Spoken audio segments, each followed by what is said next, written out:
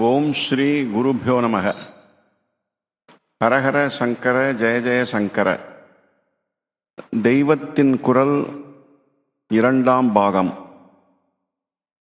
அத்தியாயம் முறை வேறாயினும் முடிவு ஒன்றே.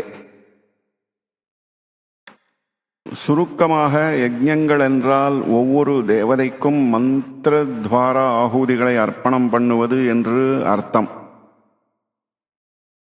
ஒரு விதத்தில் அந்த மந்திரங்களே தேவதா ஸ்வரூபமாகவும் இருக்கின்றன. இன்னொரு விதத்தில் ஆகுதி செய்யப்படும் திரவியங்களைப் போலவே இந்த மந்திராட்சரங்களும் தேவதைகளுக்கு ஆகாரம் மாதிரி ஆகி அவற்றின் சக்தியை விருத்தி பண்ணுகின்றன. மந்திரம் என்பது இப்படி மல்டி பர்பஸ் உள்ளதாக இருக்கிறது.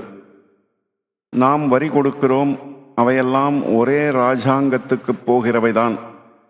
ஆனாலும் தொழில் வரி, நிலவரி, மோட்டார் வரி என்று பல வரிகளை செலுத்தும் போது ஒவ்வொன்றுக்கும் ஒவ்வொரு இடம் இருக்கிறது.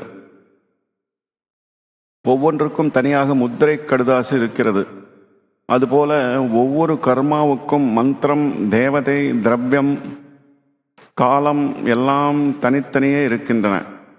இப்படி ஒவ்வொன்றுக்கும் கிரமம் வேறு வேறாக இருந்தாலும் எல்லாவற்றுக்கும் பரம தாத்பரியம் பரமேஸ்வரனுக்கு அர்ப்பணம் பண்ணுவதுதான்.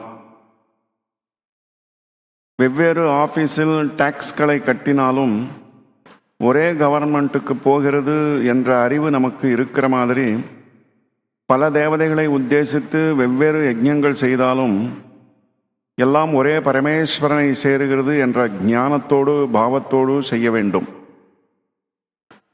நாம் செலுத்துகிற வரி கணக்குகளையும், இப்படி வரி செலுத்துகிற நம்மையுமே கூட ராஜாவுக்கு அல்லது குடியரசானால் ராஜாங்க தலைவருக்கு தெரியாது. பரமேஸ்வரனாகிய ராஜாவுக்கோ நம் ஒவ்வொருவர் விஷயமும் நமக்கே தெரிவதை விட நன்றாக தெரியும். யஜ்ஞ ரூபமான நம்முடைய கர்மா வரியை சரியாக கொடுக்கிறோமா என்ற கணக்கு அவனுக்கு தெரியும். அவனை ஏமாற்ற முடியாது. ஒவ்வொரு யாக கர்மாவுக்கும் இவ்விதம் மந்திரம், திரவியம், தேவதை என்று 3 உள்ளன. வாயில் மந்திரம், கையில் ஆகுதி பண்ண வேண்டிய திரவியம், மனசில் தேவதையின் தியானம். இத்துடன் முறை வேறாயினும் முடிவு ஒன்றே என்ற இந்த அத்தியாயம் நிறைவு பெறுகிறது.